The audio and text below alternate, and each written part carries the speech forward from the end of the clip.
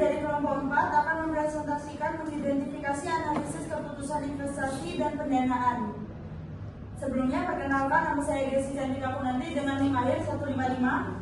Saya Garut Bramanda Titi dengan NIM akhir 157. Saya Siti Ainul Malifa dengan NIM akhir 162. Saya Siti Anifa dengan NIM 159. Saya Rita Rizkyana Mayanti dengan NIM akhir 161. Saya Budendia dengan NIM akhir 156. Saya Zikri Lendik Satrio dengan NIM akhir 158. Saya Emra Sudarto dengan NIM akhir 160. Selanjutnya yang materi pertama akan dibacakan oleh Mbak Daru.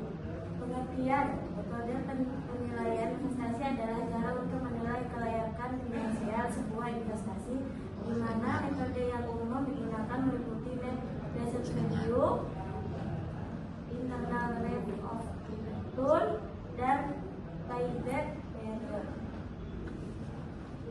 Selanjutnya ada metode penilaian investasi. Yang pertama itu net present value atau NPV. Yang kedua internal rate of return atau IRR. Yang ketiga payback period atau PP. Yang keempat profitability index atau PI. Yang kelima accounting rate of return atau ARR.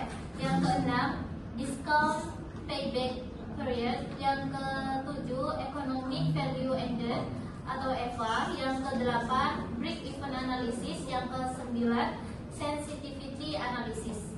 Selanjutnya ada definisi dan tujuan investasi. Definisi investasi adalah penempatan dana pada aset tertentu dengan harapan untuk memperoleh manfaat atau keuntungan di masa depan. Manfaat ini bisa berupa keuntungan finansial seperti laba atau non finansial seperti lapangan kerja baru. Tujuan investasi itu ada 4. Yang pertama, meningkatkan kualitas hidup di masa depan. Kedua, melindungi nilai aset dari dampak inflasi. Ketiga, mendapatkan sumber pendapatan tambahan atau keuntungan dari investasi. Dan yang terakhir, meningkatkan kesejahteraan investor secara keseluruhan. Selanjutnya definisi dan tujuan penganggaran modal. Proses evaluasi. Penganggaran modal adalah serangkaian alat keuangan untuk menganalisis dan menentukan apakah investasi modal aset jangka panjang layak dilakukan. Manajemen keputusan membantu mengelola alokasi dana yang besar untuk investasi jangka panjang guna menghindari keputusan yang tidak optimal. Tujuannya memastikan investasi tersebut memberikan keuntungan yang diharapkan, meningkatkan profitabilitas, dan meningkatkan nilai kekayaan pemegang saham. Yang selanjutnya ada biaya modal. Biaya modal adalah biaya yang dikeluarkan perusahaan untuk mendapatkan dana yang digunakan untuk operasional dan investasinya, yang meliputi biaya utang atau bunga pinjaman dan biaya ekuitas atau laba yang harus diberikan kepada pemegang saham. Selanjutnya adalah pengertian leverage. Leverage adalah penggunaan utang untuk membiayai aset atau investasi dengan tujuan meningkatkan potensi keuntungan secara signifikan.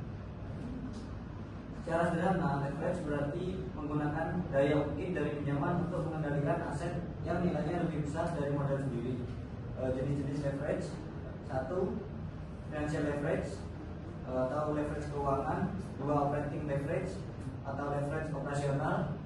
Yang ketiga, combined leverage atau leverage gabungan. Financial distress. Financial distress merupakan kondisi ketika perusahaan menghadapi kesulitan keuangan serius yang ditandai dengan ketidakmampuan memenuhi kewajiban jangka pendek maupun jangka panjang. Faktor penyebab financial distress. Beberapa faktor yang dapat menyebabkan terjadinya financial distress antara lain: yang pertama, kinerja keuangan yang buruk seperti penurunan laba, tingginya tingkat utang, dan lemahnya arus kas operasi.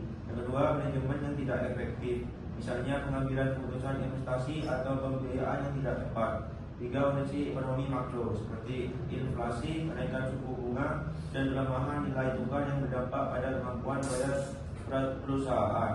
Yang ketiga, persaingan industri yang ketat yang menyebabkan penurunan pangsa pasar dan margin keuntungan. Yang kelima, struktur modal yang tidak sehat, yaitu ketika perusahaan terlalu bergantung pada pembiayaan utang.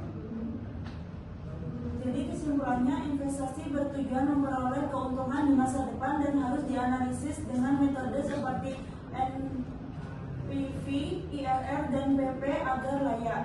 Penganggaran modal memastikan dana digunakan efisien, sedangkan biaya modal menjadi acuan tingkat pengembalian minimum.